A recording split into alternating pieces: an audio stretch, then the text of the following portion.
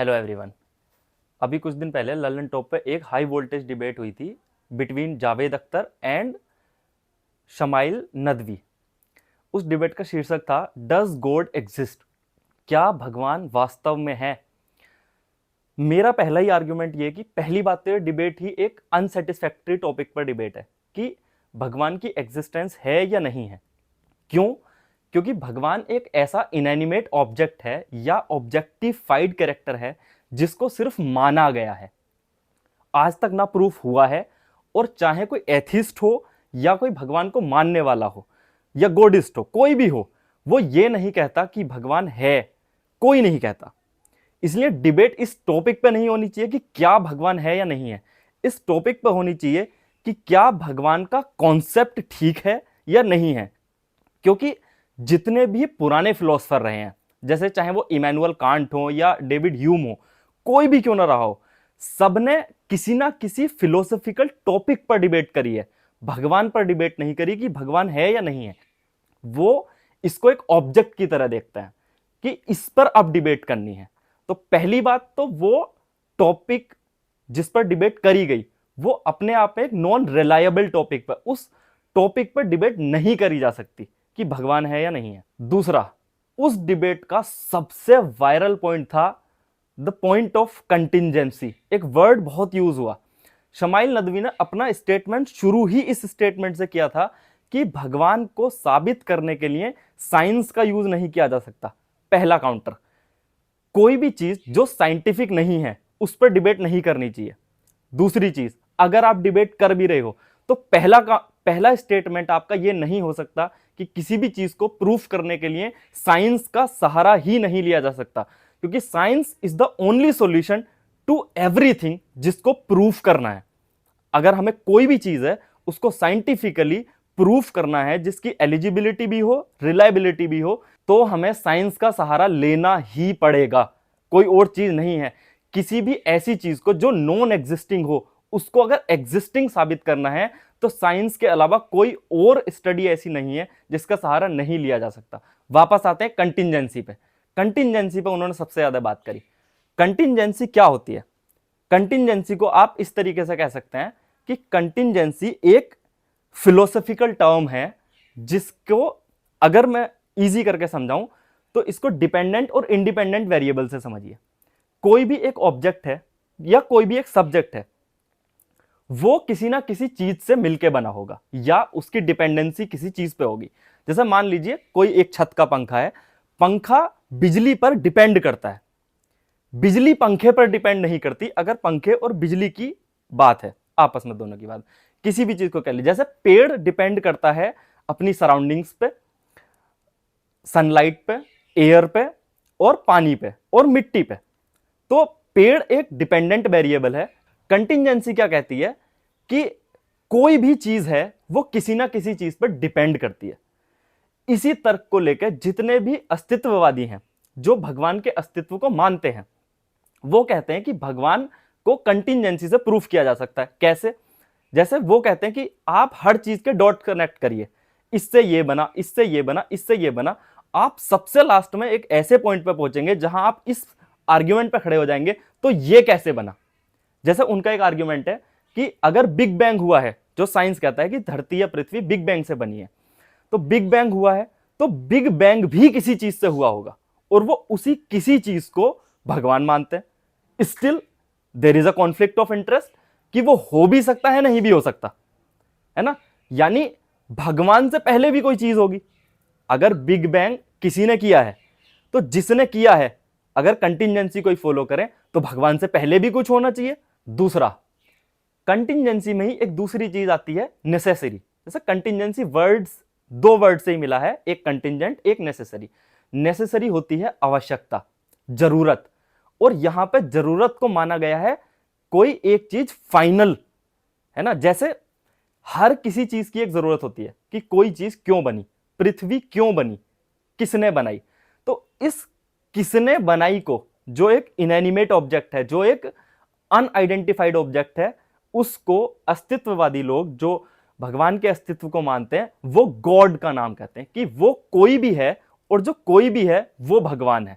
जो अपने आप में एक इलॉजिकल स्टेटमेंट भी कहा जा सकता है कि जो चीज अभी तक प्रूव्ड ही नहीं है, जिसके प्रूव होने की भी कोई एविडेंस नहीं है, उसको आप गॉड नहीं बोल सकते।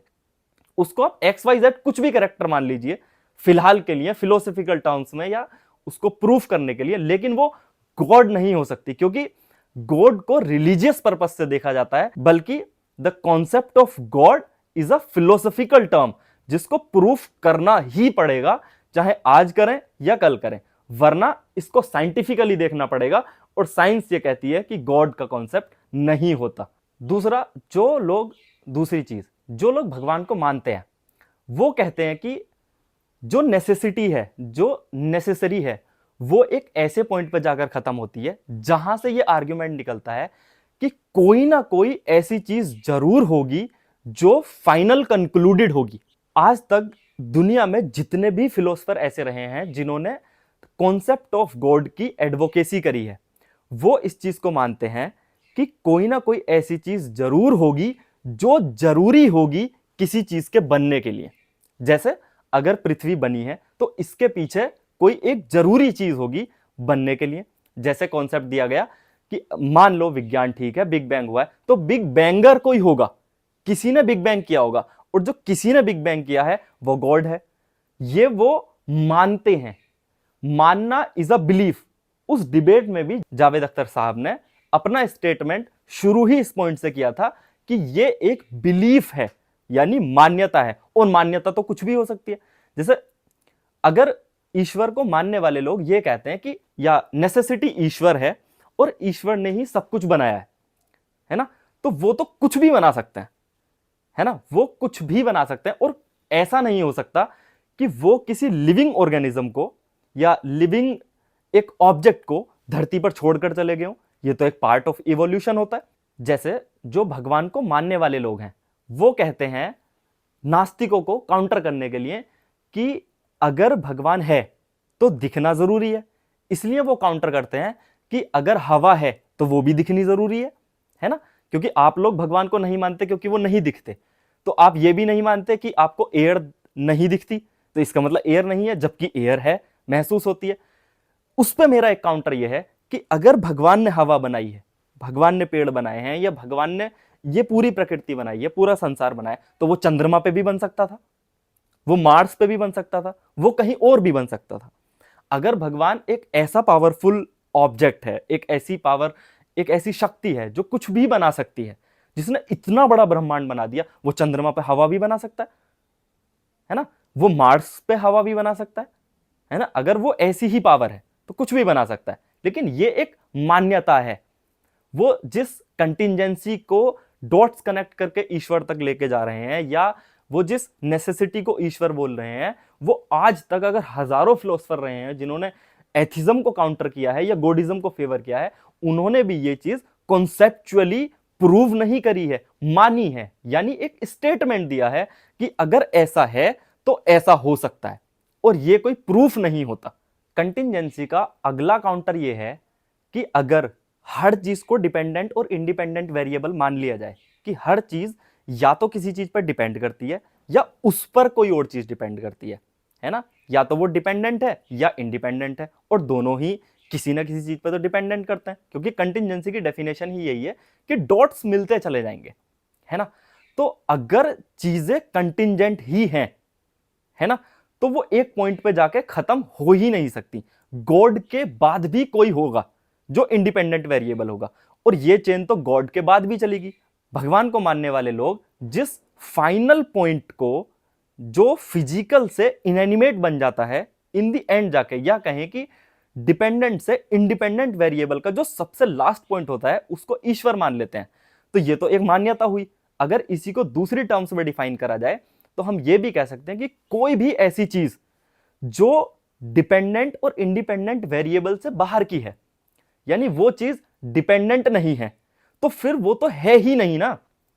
कोई भी चीज है, मैं बोल रहा हूं कि पंखा एक इंडिपेंडेंट वेरिएबल, ये किसी भी चीज पर डिपेंडेंट नहीं है, तो फिर तो पंखा नहीं ही हुआ, फिर तो वो एक लोहे का कूड़ा हुआ ना। वरना हर चीज किसी ना किसी चीज पर तो डिपेंडेंट होगी। और जब पॉइंट ही ये है कि एक टाइम के बाद एक ना एक चीज इंडिपेंडेंट जरूर आएगी जिसका कोई डिपेंडेंट नहीं होगा, तो फिर तो वो कुछ नहीं हुआ ना। और कुछ नहीं हुआ को गॉड नहीं कह सकते, या कॉन्सेप्ट ऑफ गॉड भी नहीं कह सकते, वो तो नहीं ही है। वो एक आउट ऑफ डिबेट का इशू है कि उस पर तो बात भी नहीं हो सकती, जो नहीं है। इन दोनों स्टेटमेंट के बीच गॉड है या नहीं है, इन दोनों के बीच में एक ऐसा कॉन्सेप्ट भी आता है जिसको कहते हैं कॉन्सेप्ट ऑफ सफिशिएंट रीजन।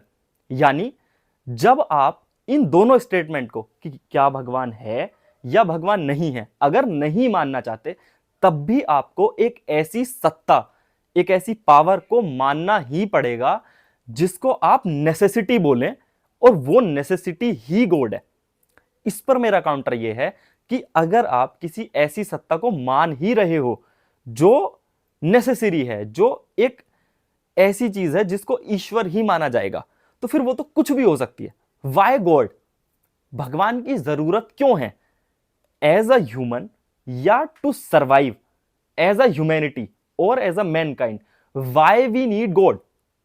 भगवान की जरूरत क्या है? अगर भगवान के कॉन्सेप्ट को हटा भी दिया जाए, प्रकृति तो फिर भी चल रही है, बिग बैंग फिर भी हो रहा है, पूरा सोलर सिस्टम तब भी काम कर रहा है। Why we need God? है ना? ये एक ऐसी टर्मिनोलॉजी है जिसका आंसर साइंटिफिकली, लॉजिकली या फिलोसफिकली नहीं दिया जा सकता। और क्योंकि इस टर्म का वाई वी नीड गॉड, है ना, या गॉड डज एग्जिस्ट और गॉड डू नॉट एग्जिस्ट का आंसर नहीं है, ना साइंटिफिकली है, ना फिलोसफिकली है और ना लॉजिकली है, तो फिर उस चीज को मानना नेसेसरी नहीं हो सकती। यानी उस स्टेटमेंट को मानना नेसेसिटी नहीं हो सकती। और अगर कोई चीज नेसेसिटी नहीं है तो उसको आप फिजिकल या फिर एक कॉन्सेप्ट की तरह नहीं देख सकते।